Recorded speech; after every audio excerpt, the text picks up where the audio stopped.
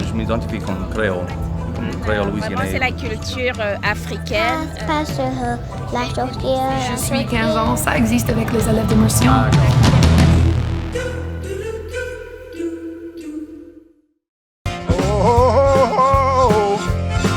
pas la peine de draguer. C'est pas la peine de brailler. Pour ça, t'es pas besoin. Oh!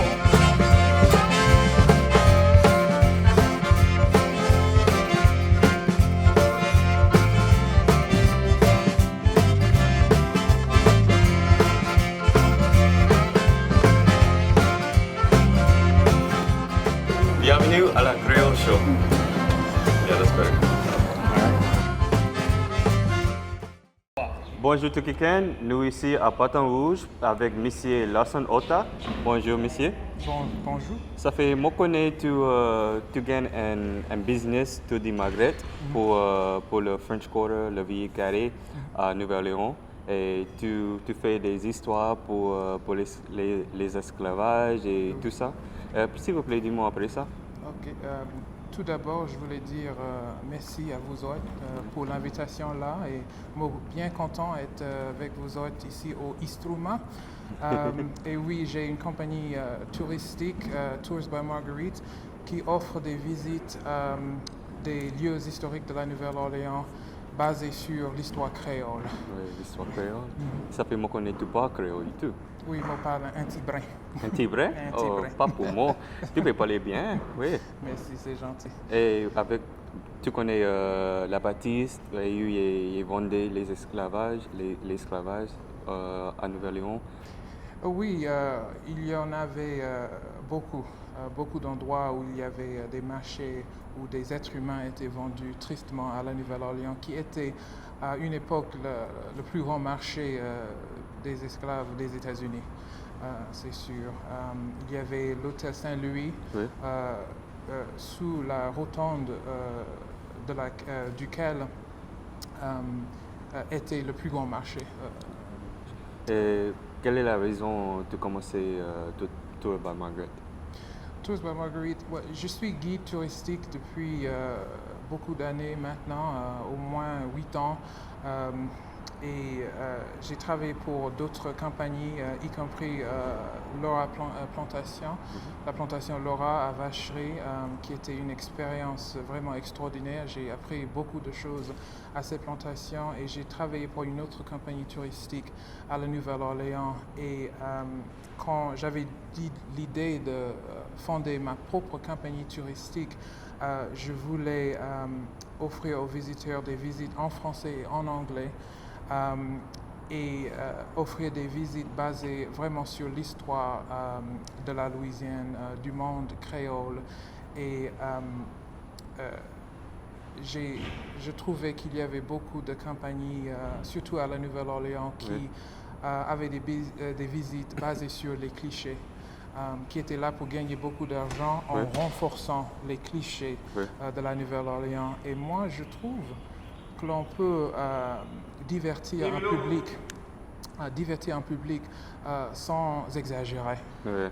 L'histoire vraie est assez intéressante, je trouve. Quoi, c'est quelque chose moi j'ai besoin après l'expérience créole ici à la Louisiane? Quelque chose qu'il faut faire. Oui. Ouais, normalement, il faut manger. Manger. Tout d'abord, on commence par la nourriture créole, qui est peut-être l'aspect de la culture créole la plus connue. Mais je pense qu'il faut faire une visite de ces lieux historiques, de comprendre que ces bâtiments ne sont pas juste de belles maisons, mais ce sont des endroits où des choses vraiment intéressantes se sont passées. Et au passé avec l'expérience créole? Comme les esclaves qui cuisinaient le manger pour les planteurs et tout ça. Quoi, c'est quelque chose moi j'ai besoin connaître après l'expérience de vie? Que les gens dans la société créole les plus influents étaient ceux qui étaient les plus ignorés.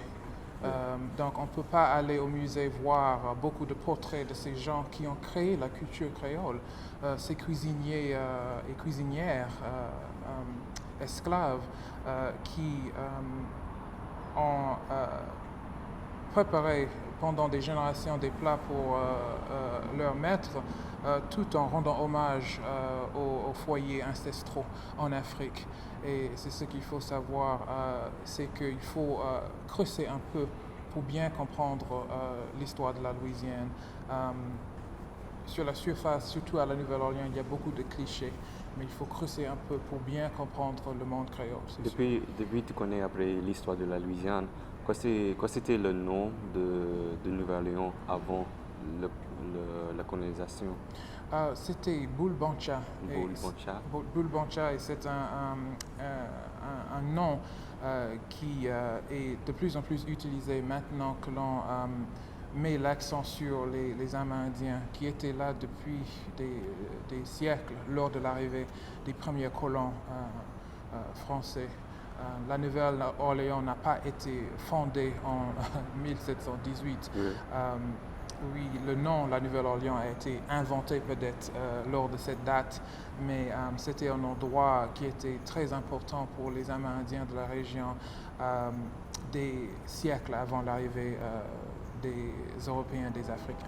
Oui. Et aujourd'hui, nous gagnons un hommage pour les Amérindiens.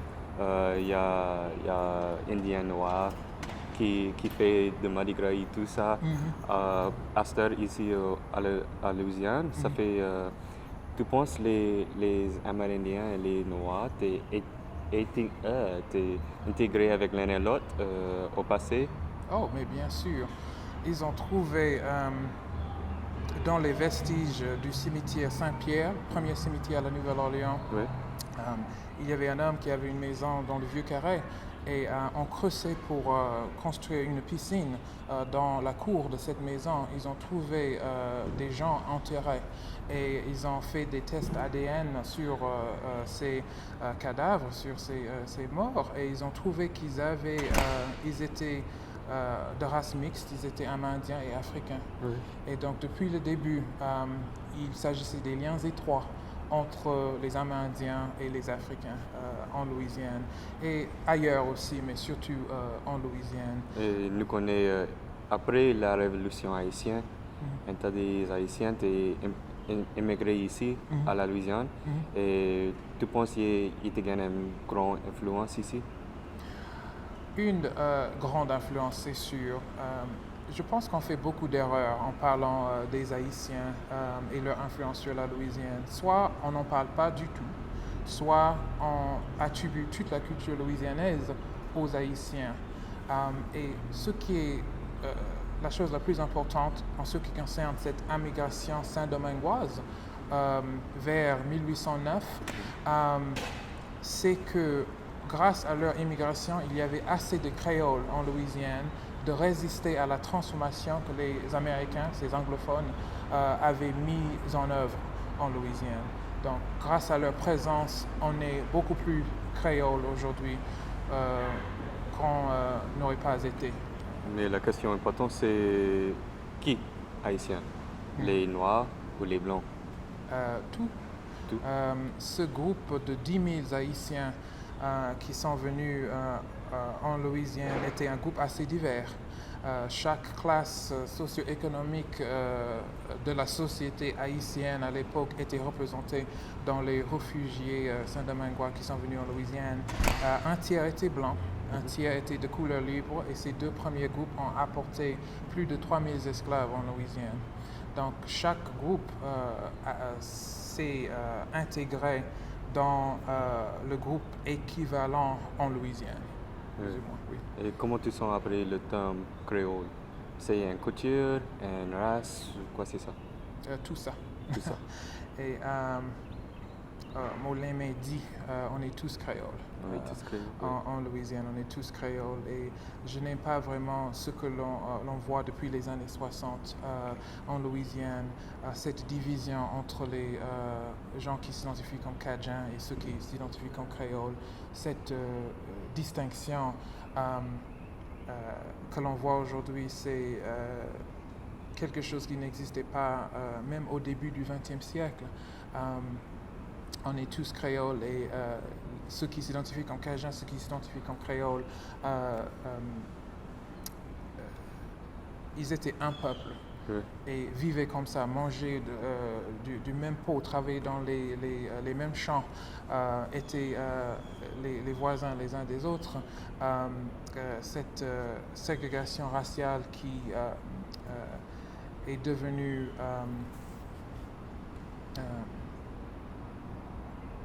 de plus en plus importante en Louisiane au XXe siècle, a vraiment causé des divisions.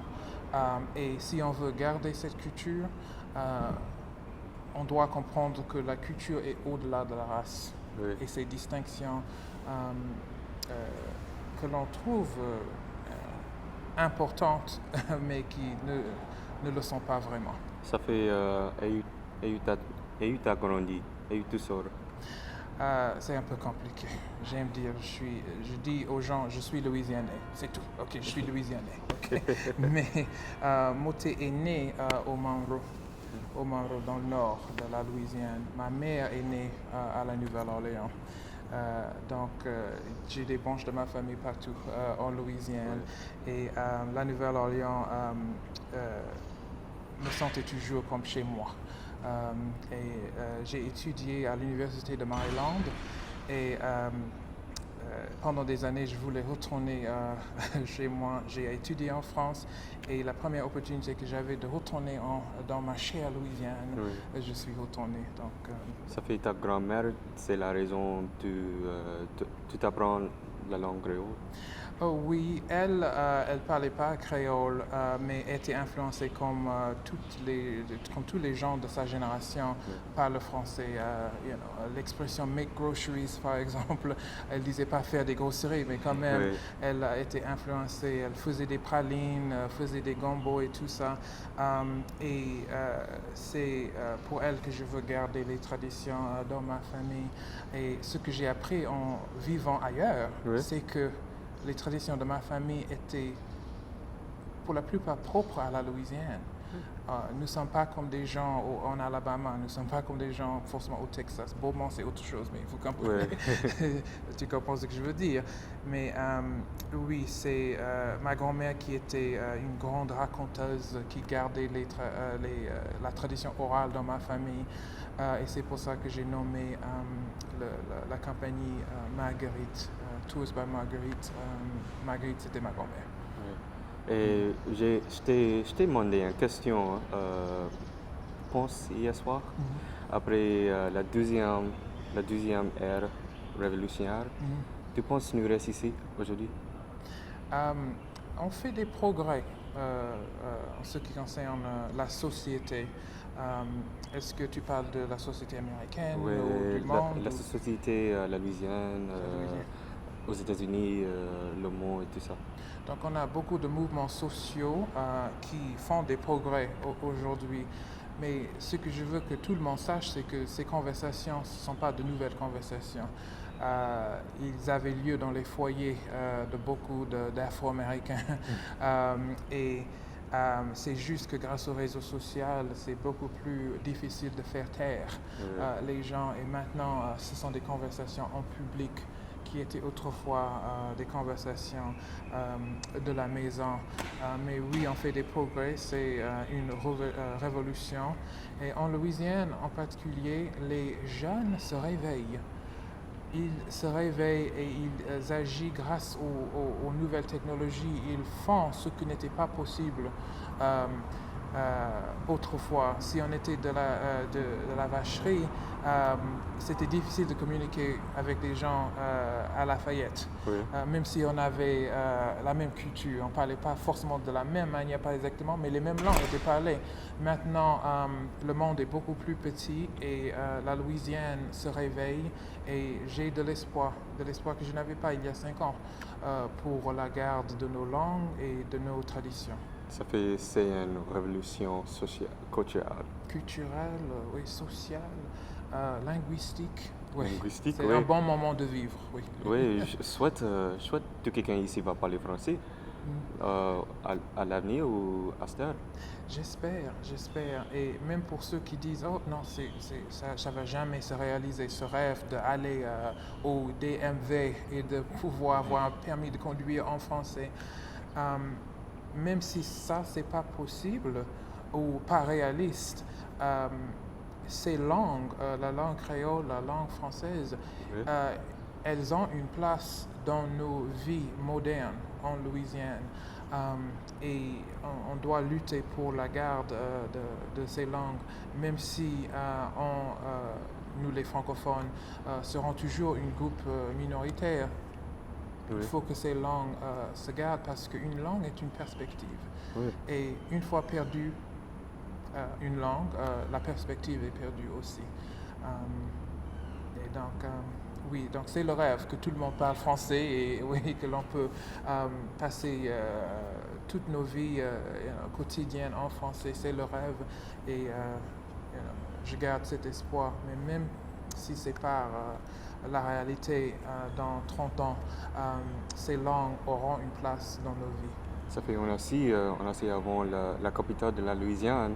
Ça fait, comment tu penses le gouvernement peut nous aider avec la révolution louisianaise pour établir une place pour la langue française? Oui, on est dans un état assez pauvre par rapport aux autres états des États-Unis et on se concentre souvent sur la survie et on ne pense pas à l'avenir lointain. Et donc, ce qu'ils peuvent changer, les représentants de l'État, le gouverneur, c'est d'arrêter de penser juste de ce moment où on est maintenant et de penser à l'avenir et d'investir dans nos écoles et d'investir dans l'éducation des Louisianais pour qu'ils puissent revenir et enseigner dans ces écoles d'immersion qui sont dotées de bons profs, c'est sûr, mais étrangers qui connaissent pas aussi bien que nous l'histoire et la culture de la Louisiane. Et en fait, ce n'est pas à eux, ces gens qui viennent ici pendant 3 ans pour enseigner dans une école louisianaise, de garder notre culture. C'est à nous de le faire. Et donc, si les Louisianais, noirs, blancs, amérindiens, pouvaient voir un avenir ici en Louisiane, ils resteraient ici au lieu d'aller au Texas ou à Atlanta, en Géorgie plutôt, au lieu de rester dans la Louisiane qu'ils aiment beaucoup. J'ai beaucoup de membres de ma famille qui ont quitté la Louisiane et c'est triste parce qu'ils cherchaient des opportunités. Donc ils doivent améliorer l'économie mais aussi investir dans l'éducation. Tu penses que c'est important pour dire la vente de la Louisiane ou l'achat de la Louisiane? Parce que pour moi, j'ai dit tout le temps, les Noirs a été vendus des fois, les Blancs a été vendus une fois. Oui, oui, en Louisiane.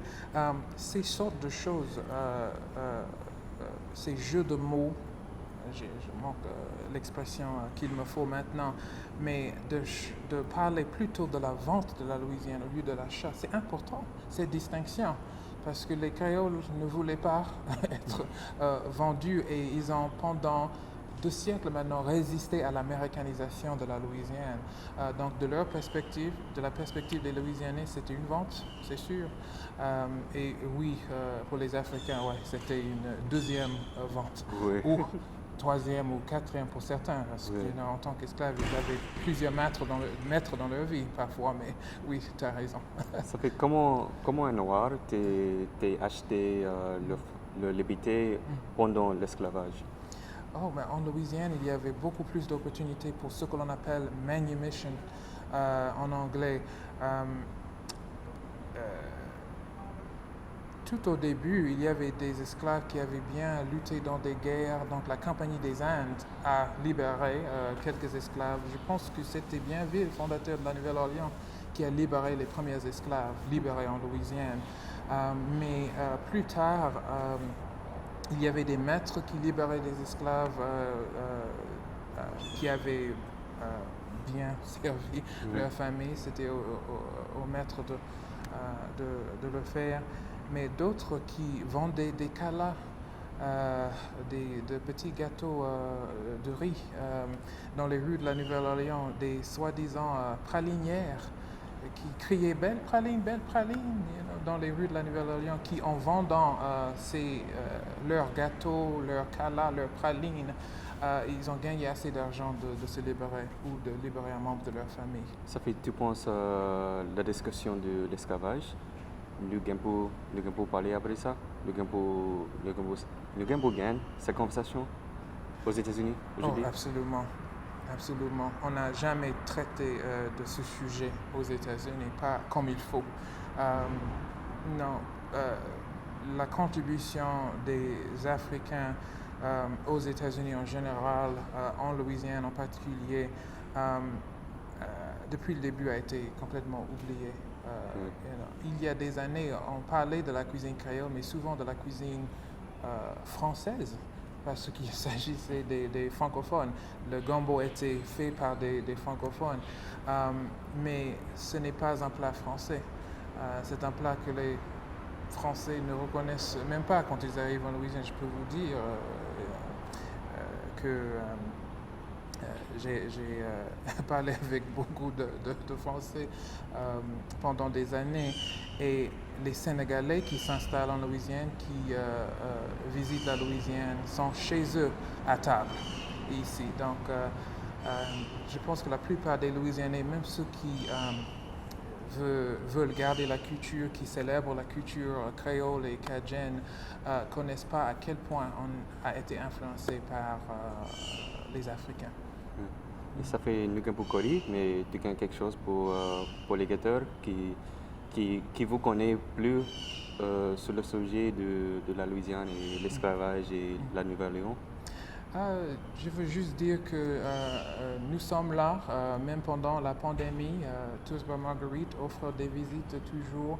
Le week-end maintenant, on cherche des guides francophones aussi pour faire des visites pendant la semaine, et nous vendons aussi des livres en ligne qui intéresseraient des francophones et ceux qui veulent se plonger dans l'histoire de la Louisiane francophone. Et merci pour joindre moi et merci tout quelqu'un pour guetter la Créole Show. À la prochaine. Et mon merci toi. Merci. Identifié comme créole louisianais. Vraiment, c'est la culture africaine. Parce que la sorcière. Je suis 15 ans, ça existe avec les élèves d'immersion.